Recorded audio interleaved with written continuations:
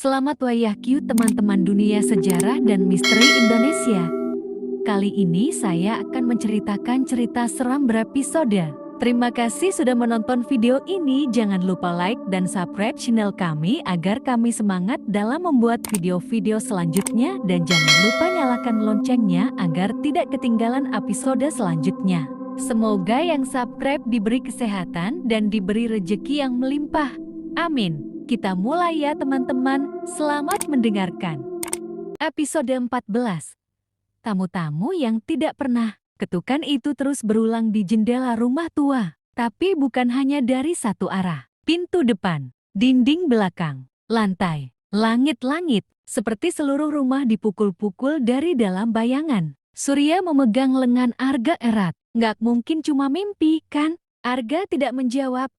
Ia berdiri perlahan, menatap jendela. Bayangan itu masih di sana, tinggi, tak memiliki wajah. Namun di bagian dada, seperti ada jam kecil yang berputar terbalik. Tiba-tiba, pintu terbuka sendiri. Udara dingin menyapu masuk, dan satu bayangan melangkah masuk. Langkahnya tak bersuara, tapi lantai kayu berderit seolah protes. Bayangan itu mendekat ke tengah ruangan, lalu berhenti. Ia menatap Arga atau mungkin hanya mengarah padanya. Siapa kalian? Arga bertanya, nyaris berbisik. Bayangan itu mengangkat tangannya. Dan di telapak tangan hitamnya, tertulis sesuatu. Kami adalah waktu yang dibuang. Kami adalah anak-anak yang tak pernah ditunggu pulang. Kami tidak diingat.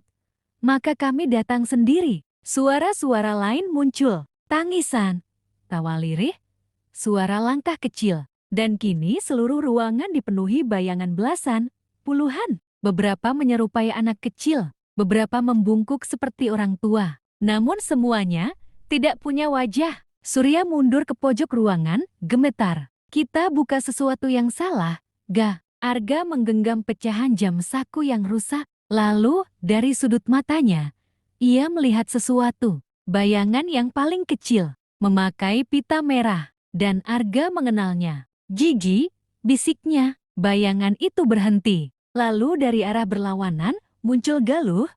Wujudnya seperti sebelumnya tembus pandang, tapi kini lebih terang. Bukan aku, kata Galuh. Itu anak lain. Kalian bukan satu-satunya yang menyimpan luka dan melupakan. Dunia ini penuh dengan orang-orang yang menutup pintu dan berharap bayangannya hilang. Tapi bayangan tidak hilang.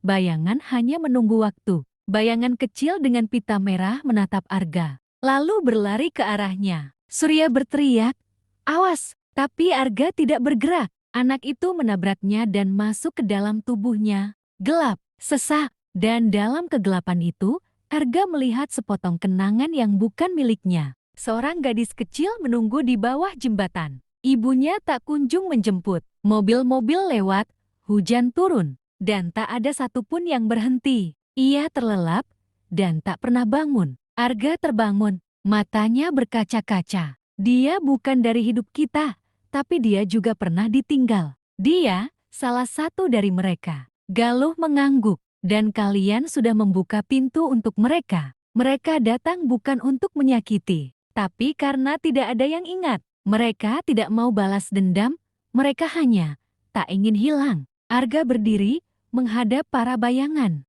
Lalu ia berkata, "Kalau begitu, aku ingat kalian sekarang. Aku nggak tahu siapa kalian, tapi aku tahu rasanya dilupakan. Rasanya sendiri, rasanya dikurung dalam waktu. Kalau yang kalian butuh hanya tempat, maka biar kami jati rumahnya." Seketika, bayangan mulai berubah. Satu persatu mereka memudar, bukan seperti hantu yang menghilang tapi seperti kenangan yang perlahan damai. Wajah-wajah samar muncul sesaat anak kecil, ibu tua, pemuda, gadis muda semua tersenyum sebelum menyatu dalam cahaya tipis. Hanya satu yang tersisa, bayangan tertinggi yang selama ini diam. Ia melangkah ke depan, dan saat cahaya mengenainya, Arga melihat itu adalah dirinya sendiri, dirinya yang dulu penuh ketakutan, penuh rahasia, penuh rasa bersalah. Bayangan Arga menatapnya, lalu tersenyum, lalu memudar, dan jam saku mulai berdetak lagi.